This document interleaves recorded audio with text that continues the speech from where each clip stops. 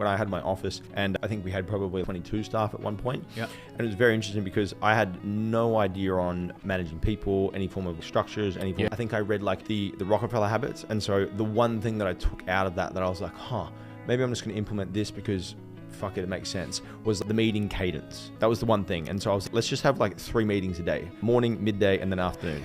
And so we would have stand-ups like in the morning, 8 a.m. Nice. And we'd have at 12 o'clock. How you going so far? What have you done? What have you done? What have you done? I had people in the company that I was watching and observing, and because I didn't know what I was measuring, I didn't know what they were doing or weren't doing. I didn't have any clear plans for months or quarters. It was just what's happening right now and what the fuck do we do? Yeah. Or what are we going to do right now? What are we going to do for the next half an hour? What are we going to do tomorrow? Yeah. And so the really terrifying thing for me was when I actually got rid of the office and went remote, and I was like, how am I going to manage people? How am I going to see what's going on? And I was in this illusion where I was like, well, you're tricked into thinking that just because you can see, Johnny at the desk over there, you know that he's actually working. Yeah. And it's like, you're completely full of shit. Like, he could be sitting there doing absolutely nothing, right? You're thinking that because you can watch him and observe him, there's some reaction that I'm thinking, okay, he's good. Definitely. And so when we actually went remote, it was like, okay, it forced that kind of like system building, and it was like, well, you have to build some structure.